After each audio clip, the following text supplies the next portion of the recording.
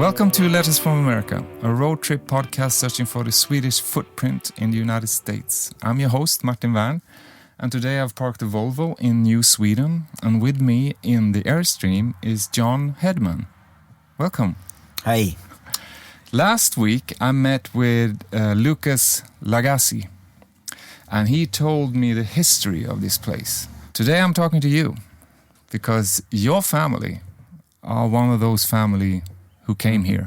Yes. In the 18... My family on my father's side, my great-grandparents and 3 sons arrived here in early summer of 1871. So that's almost in the beginning. Yes. The settlement for this New Sweden community, the original settlers arrived the year before in 1870. Yeah.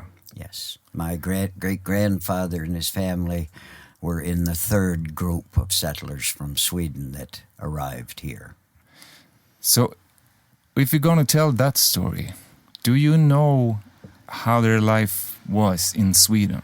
Where they came from? Can we start there? Yes. How they lived? Why they left? Certainly. My great-grandfather, Per Hedman, was... His vocation, if you wanted to call it that, was primarily agricultural, farmer. Do you know where in Sweden He was in the province of Jemtland. Oh, so a little bit north. A little bit north, yes. And some of the family from Undersaker and in that area. Almost all of the early settlers had come from several communities, not too far from each other. Many were relatives as and many were friends also. And friends and relatives. So it was a tough existence, and that has come from my grandfather to my father to me, that it was difficult to prosper. Yeah. If we look at what we have... you mean back in Sweden? Back in Sweden. In Jemtland. It was hard. It was difficult. They did not, because of the governmental organization, they did not own their own land. No.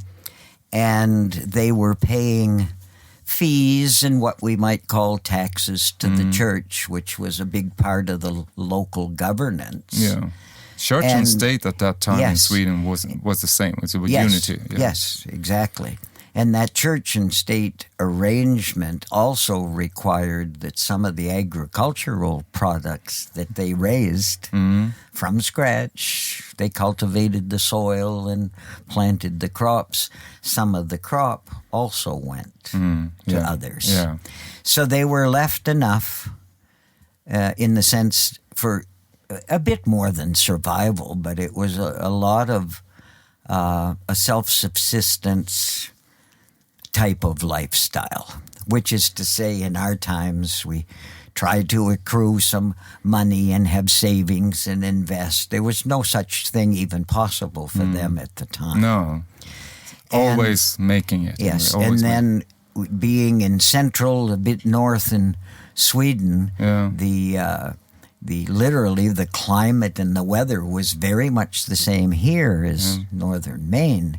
So a relatively short growing season, and so a lot of forest, lots of streams and rivers and lakes, but very similar here to northern Maine. A lot of it was glacial soil, and it was productive agriculturally, but because of the short growing season, what they were able to plant, either to eat or to sell, was quite limited. And then there was the terrible famine in Europe, which was not a desert or dry famine. It was cold weather. Yeah, that shortened the growing season even more. So it was, I called a hard-scrabbled existence. It was hard work and little to show for it. Do you think that it was the sum of all those things that eventually made their decision, or was it a specific event that this is enough, I'm going? Yeah. I have never had it recounted as a specific event, but it was... It was sum of all It was this, a sum. It was a combination of factors that came together over a period of just a few years, where it was a lot of discouragement. Yeah. Looking at what they had, they saw that they could not feel that it was going to get better. No. So they were anxious. They were looking hopeful for something else. Yeah, when you pass, I can only imagine, because I surely don't know how that life was in reality, but it's interesting when you pass a point where you just feel that there's no other way than to leave. That's right. Because you're leaving. I've always said that what you leave behind says a lot of who you are and why you came here. Because absolutely, to leave your family and your origin and everything that you sort of try to build up and start on something completely new, right. That it's hard. The families in their area there were many relatives. Yeah. They were cousins and brothers and sisters who married, who lived not far away. Did they move as a community, your family? My great-grandfather came here with 2 of his brothers. Okay, with their families as well. With their families. So 3 of those Hedman families, all living the Hedmans in the same village, essentially left at the same time and came here. And that was, in the way it was relayed to me, that was a form of support. Yeah. They were going to a foreign land and a totally different place, but traveling with family. But you have your sort of team with you. Yes. That makes you. It was a support. Superpowers. It was a support network. We're traveling. It wasn't a single family heading off entirely on their own, and that was common in the first few years of this settlement. In many cases, it was 2 or 3 brothers and their wives and children that came at the same time. Yeah. Some came later, but in most cases... to wait to see... Yeah, if they made it. Yeah. And it was all postcard. Oh, maybe also to build something up so the rest of the family had something to come to. Exactly. But we're actually parked at the place they arrived. Because just behind us here is the trail that goes south. That is correct. Yeah. So that's a road now, but at that time it was a trail for horses and walking. It was a path that was wide enough. Not even a trail? For walking and horses, and wide enough for wagons. Oh, okay. Yes. So they could pull their wagons up here. Yes. And that... just exactly where we are. Where we are sitting right now... Was their first... Is within a few feet of where they originally stopped and said, we are here. And what choices did they do when they came here? Shortly after they arrived, there were some cabins here. So their first stay as a family and as a group was right in this area. Mm-hmm. And there were leaders from the state of Maine representatives, along with Mr. Thomas, W. Thomas, that had brought them here. They had 2 or 3 years before they arrived, the state of Maine had sent surveyors up and rough surveyed 100-acre lots. That was a part of their promise. Yeah. That if you... And this is because we talked to Lucas about this. This is a promise that was not completely fulfilled. That is right. Yeah. That is right. And your family was part of that. They were... Can we call it deception or... Yes. Yeah. Oh, yes. Mr. Thomas was very upset, and he was a very intelligent man, and he thought he had a solid agreement. So he was very upset when they arrived. That coming up here and the conditions from the state of Maine were not being met. Yeah. So my family arrived, and shortly after they were here, Mr. Thomas and some of the state people, it was essentially a drawing. Mm-hmm. You drew a number out of some kind of container that had a lot number. That was the number of your property. Now, so you couldn't choose. It was just, no. This one is for you. No. You could express a preference. Or maybe change. Or change. Yeah. You could make swaps if parties were agreeable. But my family's story was they were in the third group that arrived here. Two groups had arrived the year before, about 100 settlers. And so a lot of the lots close by were already drawn. That's surrounding us now. That's right. They kind of worked a little bit like the spokes on a wheel. This was the center, the original center of the community. So the lots were out. Yes. They built buildings here shortly thereafter, and they called it the Capitolium. Oh, wow. It was the center of the community. Okay. That's so interesting choice of words. My great-grandfather and his two brothers had come from the province of Jemtland. Yeah. And they wanted to stay together. Again, that was a family unit, an extended family, but with of course they want the mother and father and 2, 3, or 4 children. There's a dozen or 15 of them. It was their own built-in support network. So they had requested before the drawing, they said some of these prime spots here closer, because this was going to be the trade center in a way for supplies. They said, we'd kind of like to have our own area if possible. And so the brothers and the families. They arranged the drawing such that the property that they drew, the 3 brothers, was 4.5 miles north of here. Is that why that area is called Jämtland? Yes. That's from your family? Because of my family and a bunch of others that subsequently came. Wow. It's a section of New Sweden. But you can see it's marked on the map. You got New Sweden, you got Stockholm, you got Jämtland. Yes. Wow. They had 2 roads. The names were changed, but originally there were 2 roads that the settlers helped to build.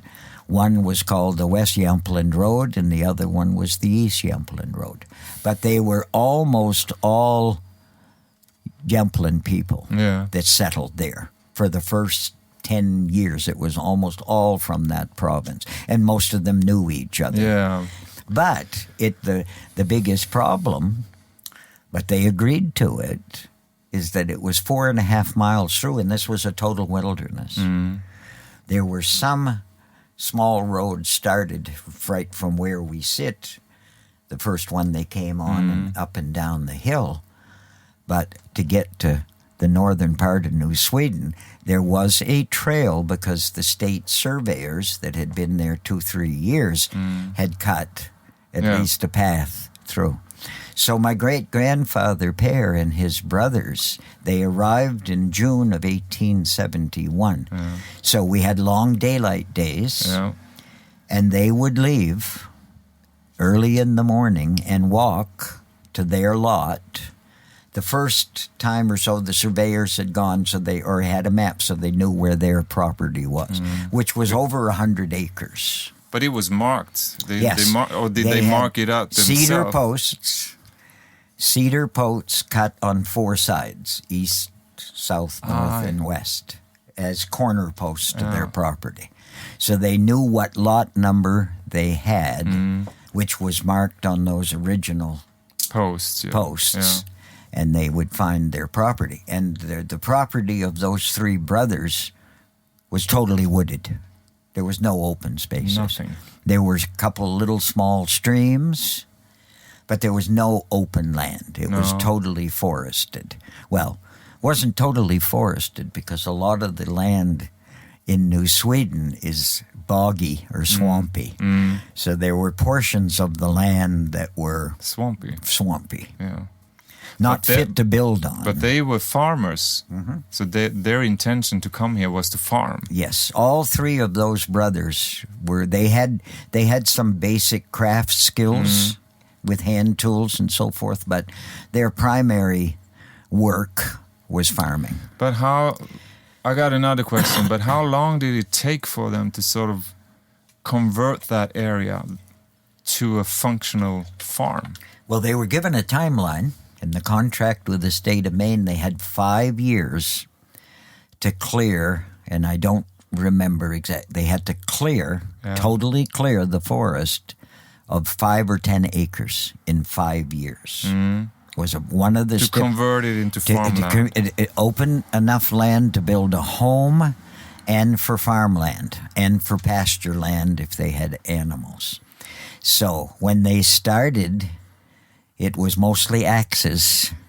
That's a lot. And of started wood. chopping down, and this was relatively primitive forest, no active foresting and logging going it was on. just wild forest. They had big trees. Yeah. And we have a mixed forest here, Yeah. coniferous and deciduous. So you had maple and ash and beeches, and then a lot of fir and spruce and cedar.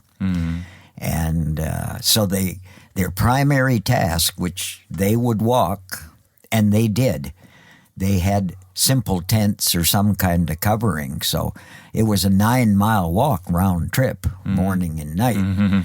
So, and that took several hours. Yeah. So sometimes they slept overnight where they were and worked all day, or worked for 2-3 days, brought some food and water with them. But it must have been almost like a self-sufficient operation, even though it's a lot of work and time-consuming, because all the trees that they fell down are usable. Yes. For the construction, Right. or for selling, or whatever. Yes. And Yes. to build fences. And Yes. And you're so there must be some sort of operation within those families who did it to sort of sort that out, to move this over here and take this. It was too much for the one man, and many times their families, the children, were young and not able to do that kind of physical work. So yes, those 3 brothers would work together. So there's a lot of And what they would logistics almost exactly. into doing The that. 3 of them would work together for a day or 2 or 3. It was their own agreement. And you're right, the amount, these were huge trees. Yeah. 1.5 feet, 2 feet, 2.5 feet in diameter, 50, 60, 70 feet high, and with lots of limbs and branches. And they knew enough about building. Swedes here in this country were given a lot of credit for building some of the first log cabins. Woodworkers. Yes. Yeah. So they worked together Yeah. and felled trees. Now, when the land had to be cleared, you can't build a house on stumps, on tree stumps. It has to be cleared And fully. that was a major task. These huge trees had long spreading roots, and to remove those was a horrendous task. But with 2-3 people, do you burn up that? they burned a lot. Yeah. They burned a lot. That was probably the most efficient way. I'm wondering one thing before we continue with the farmland and your family. But one thing that I think about, if we take your family as an example, they lived in Jemtland and they moved to America, and I know there was a lot of Swedes here, and more Swedes came. Yes. So they could be able to talk Swedish among each other.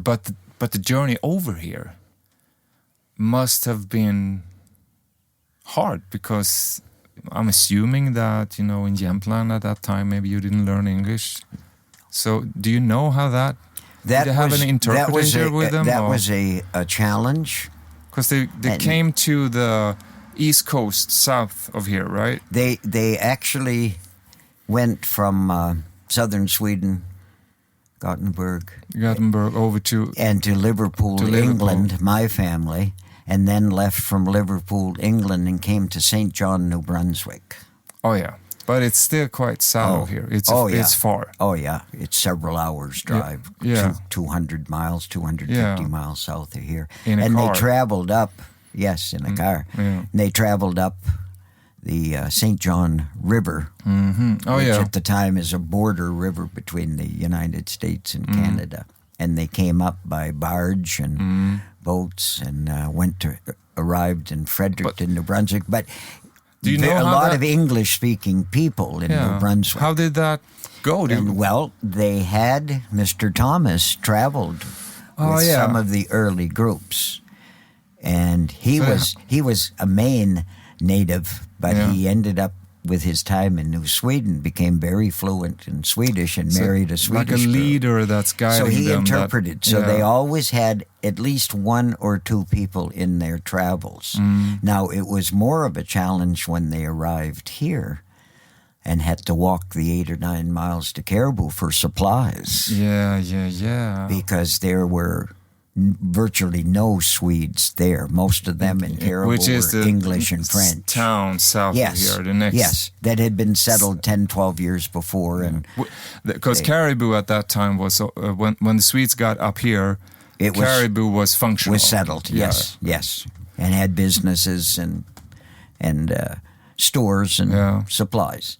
So that was, many of the families, there have been many stories about the difficulty. And as it is even today in some countries, when someone comes in to the home country and doesn't speak the language, some people are not very kind. No, exactly. You know? That Who is, are these strangers? Exactly. But also language is such a part of the culture. So, and I think that is one of the main reasons why you see, as in New Sweden, you get Swedes here, and that attracts other Swedes. Yes. Because it's a comfort zone of be able to communicate and tell the stories and get help with your kids or whatever. So. But it was a real challenge for the early people. So going back to the land, what happened? What did they build up a ranch or a farm? It was starters was primarily the home, a log home, and it wasn't a one-story, one-floor home. No. Many of the earliest Swedish homes had a loft, had a second level. If you go to the Midwest, many of them were a ground floor dwelling. But their style was, and that was primarily sleeping space. Yeah. The main area of the home was one room. Yeah. That was kitchen and with the stove. And with the stove. And everything around it. Fireplace and whatever they were using.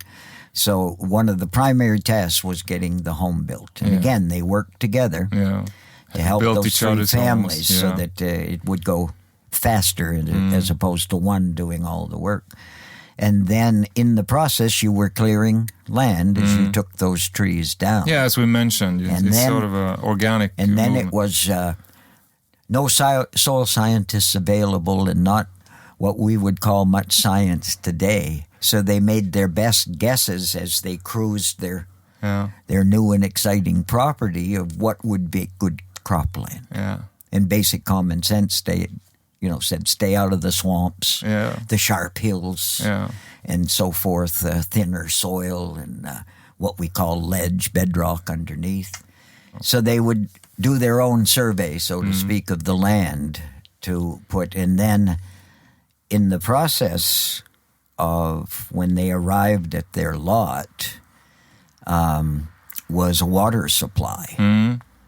But they had a creek. You mentioned the creek. There was on the original Hedman homestead, there was a small stream. And those streams here in this area all over northern Maine are what we call spring-fed.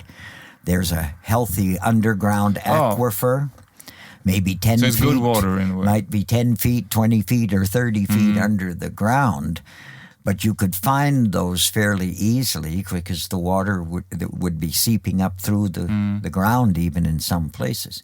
And so they would literally dig through because they needed a water supply, not for themselves, but for the animals and crops. It was no electricity or anything, so you weren't going to have any wells and pumps. It was going to be getting a water supply and hauling it in buckets. Yeah. So you wanted your home and the water as close together as you could. As possible. And they would pick a housing spot where they felt it was decent drainage. Yeah. So they built their houses, got the wells going, and started farming. What was it? Potatoes or? They, with similar soil and growing season conditions and where they came from in Sweden, root crops, turnip, potatoes, and that sort of thing were common. Those also stored well. No cattle or no? They. I mean, for commerce. They had no cattle with them. No. And they in the contract to be able to have passage to Maine, they were supposed to have had enough money that they had to show in real cash to live for a year. Oh, yeah. So they had some savings. Horses were a premium. Yeah. Those were some of the most expensive. But a cow would give them milk. Yeah. And a calf, maybe. And a calf. Yeah. So cow and calf. Pigs were reasonably priced. Chickens. And chickens. So they would get those from Caribou or different farmers on the way to Caribou and buy what they could afford. And that was a basic survival food and something to build off. Like I said, horses were a premium, very expensive. And cattle weren't any good for crops. No. So they did... There's a choice you have use to do of there. oxen were pretty common for a while. Oxen were big, strong animals, and they were less expensive in most cases than a horse. Oh, yeah. So as far as cultivating to plow up ground and cultivate it for planting, oxen use, and then eventually horses as they could afford them. But in today's terms, it wasn't a very large crop. No. We'd call it a big garden today. Yeah, okay. They did actually bring some seeds from Sweden. Oh, they did? Oh, with mixed results. Yeah. But then they were able to get additional seeds by trading in Caribou. So the crop really started as a small space, and then they kept clearing land. Almost as farming for your own survival. Self-sufficient. Self-sufficient, yeah. Yeah. So if we just flash forward a little bit, take some steps forward, because you're here now. So something good happened. You know, they expanded maybe, or they were obviously hard workers and learned to rely on each other. So there was a lot of cooperation. If you helped your neighbor or your brother and you helped, it was better. They could see, you got help they in could return. see the benefit from that. So they did a lot of work together, and they shared. Yeah. And they even shared their financial resources to some degree. Did they? Well, sometimes some had less money than others, and they would help each other a bit, to buy a pig or get some chickens.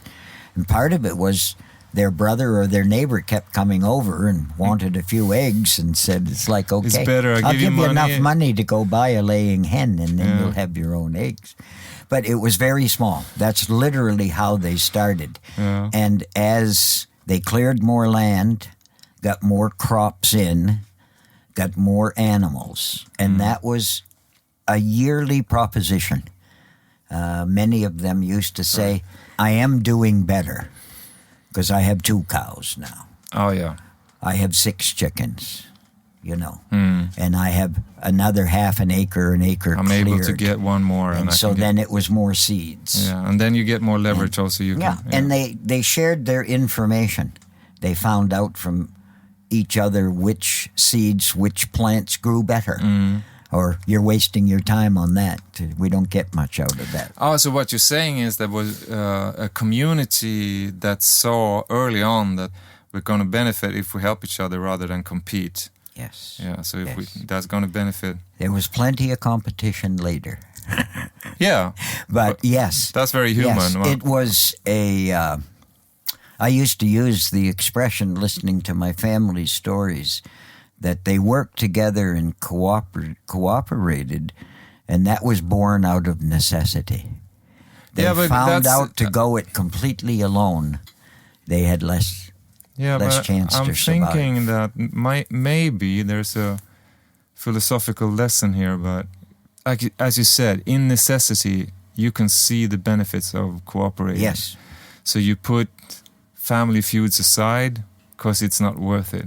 But then you end up in surplus, and you get time, and your mind starts to wander, and you start to build envy, and things like that. I mean, the human nature was universal. Yeah, for sure. It's very interesting. Some who prospered were a source of envy by many others. Now, and also when cases, you get a little bit more time on your hand, a little bit more comfort, your mind opens up to other thoughts. Yes, you don't have to think about waking up 5 in the morning to survive anymore. That's right. That's right. You can sit on your porch a little bit longer and wonder what the neighbor's doing over there. Yes. And as the neighbor travels by and you're having a cup of coffee first thing in the morning, and your he's going to start talking. Legs folded in a rocking chair, and your neighbor is heading off for clearing more trees. Yeah. There was some resentment and envy that occurred. But there was overall, especially in the first 10 or 20 years, a lot of cooperation. There were some stories, even from Mr. Thomas and some early community leaders, about working together and sharing and helping each other out. And it was, if you work together, you can survive. If you want to go it alone, you die separately. Oh, that's harsh. The bottom line message is, if you're going to do it all yourself and you're going to be independent and not rely on anybody else and you can take care of it, go ahead. You may likely not succeed. Yeah, but go ahead. We're not going to help you. That's right. Yeah. And if that's your attitude, fine. Yeah. Make it on your own. Good luck on you. Yes. Are you, because you are born here? Yes. Born and raised in New Sweden? Yep. Is born in the neighboring town. In the neighboring. The closest hospital. Yeah. Oh, yeah, of no course. No hospital here. No. But that's, you know what I mean by that. Is that still the same farm? That the original Hedman homestead, my uncle, my father's older brother, took that over. Then my grandfather bought the farm I grew up on next door. Well, then farming was going more and more by the wayside, and in terms of making a living off of it. So I still, the second farm next to the original, I still have that. Oh, yeah. But the original homestead has been sold. Part of it burned, but then originally was torn down. And a neighbor's family who started next farm over, not related, but from Jemtland, that the daughter of that family, who's a few years older than I am, they bought that property. Okay. Yeah. But now it's cropland. It is no cropland. Oh, nothing? No. The fields ended up growing up into bushes, and it's that's been many people, those of us who have lived here and grown up here, we call it kind of a sad commentary, because there were thousands and thousands of acres of land cleared here, and cropland and pasture land. And farming here in northern Maine became bigger business and more commercial, and those smaller farms with the hills and wet places weren't as practical. And the many of my generation moved away, so agriculture started going through a major change even 40, 50 years ago. Yeah. And subsequently, some of the properties were sold, but people were not farmers. Some had animals and pastures, but a lot of it went back and regrew. Yeah. How does that make you feel? Do you well, think it's kind of overall it's a disappointment. Yeah. Because I listened to the stories of my great-grandfather and father, and these 10, 12, 14, 16 hours a day of hard manual labor to clear land, to make something of it. The same thing, the spot for the home, the crops and pastures. And much of that land now is useless for any of those purposes. You had to start over again. You'd have to start over. You'd spend a lot of money in today's dollars to bring that land back open to make it productive again. Yeah. It's probably bothered my father more than me, because he was young enough at the time to be not a part of the original clearing, but those long days of manual labor. So there was an appreciation of his father and his grandfather saying, "Wow, that was a lot of work, and look what you did with it." So yeah, It's a common expression around here. Look at that. Look at that farm. Look at that place. It's all grown up again. Yeah. And it takes years for a forest to grow up, regrow. Yeah. So, yeah. Do you ever visit the place? Oh, yeah. You do? Oh, yeah. I still go up there and cut a little bit of wood every year. Oh, you do? Yeah. Oh, yeah. Yeah. You have the Swedish flag on your chest. Yes. Do you feel Swedish? Oh, yeah. Well. There were 5 of us kids growing up, and we used to say, we're Swedes, we're Swedish. And my mother, who was mother and father were all Swedes and so forth. And my mother, because she got Americanized and anglicized, she'd look at us and say, well, yes, you are, but you're really Swedish-American. Yeah. Well, that's the point. I knew I was living in America, and I'm proud of my country. Yeah. But I even have a Swedish flag tattoo on. You do? Yes, you have to show me later. I put it on my rippling bicep. So the flag waves. Yeah, it waves. As soon as you're walking down the street, it waves. So I have this thing that I do in all episodes. It was a bit tricky last week as well with Lucas, because he's also born and raised here in this area. And you were born and raised here. Yes. Yeah. Almost here. Yes. Yeah. But your family is up from Jemtland. On the map on the table here, Jemtland is up here. Yes. Yeah. And we're here. Yes. And you're going to think that I'm stupid now. But I need to ask this question. Since you got the Swedish flag also. Okay. Where is home? For me, home is here. Yeah. Yeah, but that makes sense. Because that's where I was born and course. where I have grown up. But the theme of this, or the title of this podcast, can I get your signature here? Sure. Up here? You saw the line that I drew up from Maine. Whoops. Oh, maybe I need a new pen. Sorry about that. The podcast is called Letters from America. Yes.